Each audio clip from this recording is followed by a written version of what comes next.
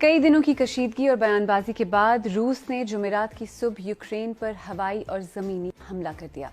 रूसी फौजी शुमाली और मशरकी यूक्रेन में दाखिल हो चुके हैं और न्यूक्लियर वेस्ट फैसिलिटी चेरनोबिल पर कब्जे के बाद कीव के आउटस्कर्ट्स तक पहुंच गए हैं और जाहिर है यूक्रेन में मार्शल लॉ नाफिज कर दिया गया है।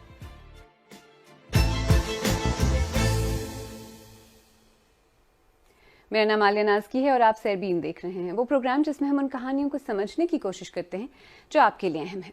यूक्रेन पर रूसी हमले की बरतानिया, फ्रांस, जर्मनी और दीगर मगरबी ममालिक समेत अमरीका ने सख्त मजम्मत की है। इसके बारे में भी बात करेंगे, लेकिन पहले आए ये देखते हैं कि इन्वेजन के बाद यूक्रेन में जमीनी सूरत हाल क्या है। यूक्रेनी ऑफिशियल्स ने क्लेम किया कि रूसी फौज की शेलिंग से मुतादिद शहरी हलाक हुए। रूस इसकी तरदीद करता है। यूक्रेन के कैपिटल कीव समेत कई शहरों में खौफ की फजा है और आम लोग महफूज मकामात पर जाने की कोशिश कर रहे हैं। रूस के सदर व्लादिमीर पुतिन ने टीवी पर अपने खिताब के दौरान यूक्रेन के डोंबास खित्ते में मिलिट्री ऑपरेशन का ऐलान किया। हमारे मामलात में जो भी मुदाखलत करेगा या हमारे मुल्क के लिए खतरात पैदा करेगा, तो हमारे लोगों को ये मालूम होना चाहिए कि रूस का रद्द-ए-अमल फौरी होगा और आपके लिए इसके नताइज ऐसे होंगे जिनका सामना आपने तारीख में कभी नहीं किया होगा। उनके अल्फाज सख्त और वाज़े थे। यूक्रेन का कहना है कि रूसी फौज उसकी ईस्टर्न, सदर्न और नॉर्दर्न बॉर्डर से मुल्क में दाखिल हुई।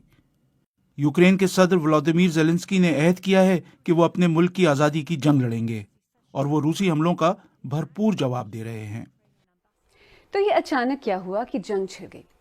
हुआ ये कि रूसी सदर पुतिन ने यूक्रेन के 2 सूबों को आज़ाद रिपब्लिक्स के तौर पर रिकॉग्नाइज कर लिया है। हमने फैसला किया है जो हमें बहुत पहले करना चाहिए था कि हम अवामी जमहूरियत डोनेट्स्क और लुहांस्क की आज़ादी और खुद मुख्तारी को फौरी तौर पर तस्लीम कर रहे हैं। डोनेट्स्क और लुहांस्क यूक्रेन के वो 2 सूबे हैं जिन पर 2014 में रूसी बागियों ने तब कब्जा कर लिया था जब रूस ने यूक्रेन पर हमला किया था, और अब रूस ने एक बार फिर यूक्रेन पर हवाई और जमीनी हमला कर दिया है।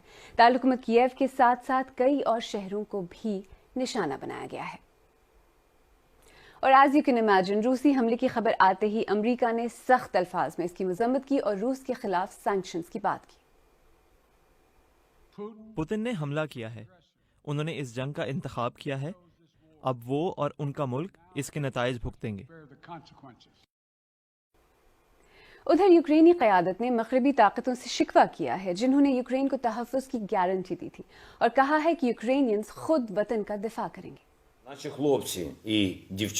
हमारे जवान, बच्चे और बच्चियां, यूक्रेन का दिफा करने वाले सब लोग, उन्होंने पहले दिन ही दुश्मन को जारहाना प्लान पर अमल नहीं करने दिया।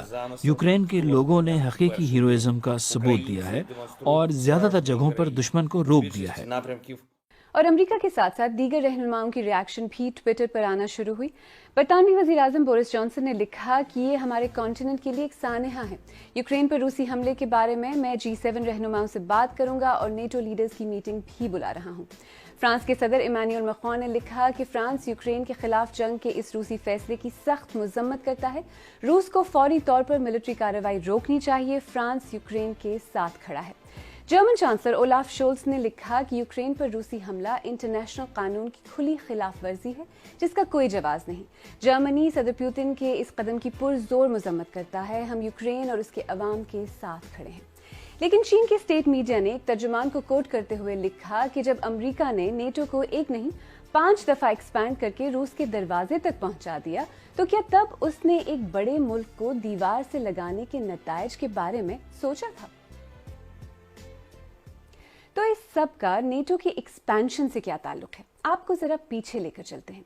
वैसे तो यूक्रेन ने सोवियत यूनियन के ब्रेकडाउन के बाद 1991 में आज़ादी का ऐलान कर दिया था, लेकिन 2014 में रूस ने यूक्रेन पर उस वक्त हमला किया जब यूक्रेन के रूस नवाज सदर को एक अवामी तहरीक के बाद हटाया गया। इस हमले के नतीजे में रूस ने यूक्रेन के जनूबी इलाके क्राइमिया पर कब्जा कर लिया। उसी वक्त डोनेट्स्क और लुहांस्क पर रूसी बागियों ने कब्जा कर लिया था। 2014 और 2015 के मिन्स्क के अमन मुआहदों के तहत जंग बंदी तो हो गई थी, लेकिन इन दोनों सूबों पर रूसी बागियों का कंट्रोल बरकरार रहा। रूस 2014 के बाद यूक्रेन के यूरोपीय ममालिक के साथ बढ़ते ताल्लुकात से नाखुश है اور اب اس تازہ روسی حملے کے بعد خود یوکرین میں پروٹیسٹ بھی ہوئے ہیں اور عام شہریوں کو ہتھیار رکھنے اور استعمال کرنے کی اجازت دے دی گئی ہے. کیونکہ یہ میرا ملک ہے اور یوکرینی مزاحمت کریں گے. پیوتن نے کل جو باتیں کی وہ بہت غلط ہیں اور ہم انہیں یہ دکھانے کے لیے آئے ہیں کہ ہم مزاحمت کریں گے. ہم اپنے ملک کے لیے، اپنی زمین کے لیے لڑیں گے اور کوئی ہمیں نہیں روک سکتا. یوکرین میں تو پروٹیسٹ ہو رہے ہیں، لیکن امریکہ اور نیٹو نے اس لڑائی میں فوجیں بھیجنے کا امکان یہ کہہ کر مسترد کر دیا ہے کہ چونکہ یوکرین نیٹو کا رکن نہیں، اس لیے جنگ میں فوجی شمولیت تو ممکن نہیں ہے. ہاں، لیکن امریکہ اور یورپ نے روس پر بہت سی پابندیوں کا اعلان کیا ہے. پابندیوں کی زد میں آنے والے 3 ایسے بلینئرز اور کئی ایسے روسی بینک ہیں جو صدر پیوتن کے کافی قریب سمجھے جاتے ہیں. جرمنی نے روس کے ساتھ کئی ارب ڈالر کی ایک نئی تیار شدہ پائپ لائن نارڈ اسٹریم 2 کے ذریعے گیس خریدنے کا معاہدہ بھی معطل کر دیا ہے. تاہم امریکہ اور یورپ دونوں نے ہی international financial messaging service SWIFT سے روس کو نکالنے کا امکان فی الحال مسترد کر دیا ہے، کیونکہ ماہرین کے خیال میں یہ قدم خود امریکی اور یورپی اکانومی کے لیے نقصان دہ ہو سکتا ہے. اور ویسے تو جیسے کہ آپ کو پتہ ہی ہے، پاکستانی وزیراعظم عمران خان روس کے دورے پر تھے، لیکن اس کے علاوہ کئی پاکستانی اسٹوڈنٹس ہیں جو اس وقت یوکرین میں پھنسے ہوئے ہیں. میں یہاں پر روس کے اور یوکرین کے بارڈر کے پاس ہی میری رہائش گاہ ہے، اور 5 بجے جب میزائل گرا تو ایک زوردار آواز آئی. اس کے دوران تو کسی کو سمجھ نہیں آتی 5 بجے کے ہوا کیا ہے، اور لوگ کافی زیادہ یہاں پہ گھبرائے ہوئے ہیں. بہت زیادہ تعداد میں ٹریفک جیم ہے، جو کہ یہاں سے خارکیو سے موو کرنا چاہتے ہیں ویسٹرن سائڈ پر، ویسٹرن سٹیز کے اندر. اور سپر مارکیٹس کے باہر آپ کو لمبی قطاریں نظر آئیں گی، کیونکہ لوگ زیادہ سے زیادہ سامان خرید رہے ہیں اور اس کو سٹاک کر رہے ہیں. تو یوکرین پر حملہ کر کے روس حاصل کیا کرنا چاہتا ہے؟ آپ کو ذرا روس، یوکرین اور اس خطے کا نقشہ دکھاتے ہیں. یوکرین کے ہمسائے ممالک میں پولینڈ، رومینیا، لیٹویا، لتھوینیا اور اسٹونیا جیسے ملک ہیں جو نیٹو کے ممبرز ہیں اور جہاں نیٹو کی ملٹری بیسز ہیں. روس چاہتا ہے کہ نیٹو اس بات کا لیگلی بائنڈنگ عہد کرے کہ وہ مزید ایکسپینڈ نہیں کرے گا، اور یہ کہ یوکرین کبھی بھی نیٹو کا ممبر نہیں بنے گا. امریکہ اور مغربی ممالک یہ کہتے ہیں کہ یوکرین ایک آزاد خود مختار ملک ہے اور نیٹو کی رکنیت کا فیصلہ وہ خود کرے گا. روس یہ بھی چاہتا ہے کہ نیٹو 1997 کے بعد ممبر بننے والے کسی بھی ملک میں ہتھیار ڈپلوائے نہیں کرے. تو جنگ تو شروع ہو گئی اور روس کا لہجہ بھی کافی جارحانہ ہے. ایسے میں کیا ڈی ایسکلیشن کی کوئی صورت بنتی نظر آ رہی ہے؟ اب ہم جن حالات کو دیکھ رہے ہیں وہ تحفظات کو فراہم کرنے میں ناکامی ہے. روس کو جو خدشات ہیں اور خطرات ہیں ان میں کوئی رعایت دینے میں ناکامی ہے، اور جب تک یہ دونوں نہیں دی جائیں گی روس جو ہے وہ سمجھتا ہے کہ اس کی کمر کو دیوار کے ساتھ لگا دیا گیا ہے. جتنی کنسیشن یعنی رعایت اور فلیکسیبلٹی یورپ دکھائے گا، یوکرین کا مسئلہ ٹھنڈا کرنے میں اور حالات کو معمول میں لانے میں اتنی ہی مدد ملے گی. سوویت یونین کے بریک ڈاؤن کے بعد یہ کہا جانے لگا تھا کہ دنیا ایک یونیپولر دنیا بن گئی ہے جس پر صرف امریکہ کا راج ہے.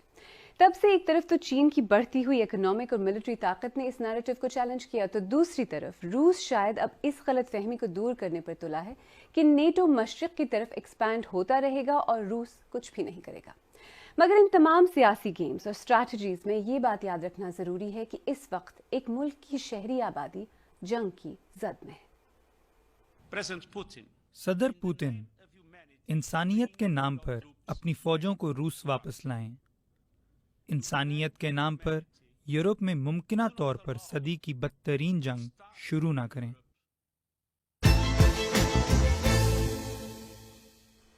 اگر آپ کو ہمارا پروگرام پسند آیا تو ہمارے یوٹیوب چینل کو سبسکرائب کریں، بیل آئیکن پر کلک کریں اور پروگرام کا لنک اپنے دوستوں کے ساتھ شیئر کریں. اور آپ سیربین کی پرانی قسطیں دیکھنا چاہیں تو یہاں کلک کر کے بھی دیکھ سکتے ہیں.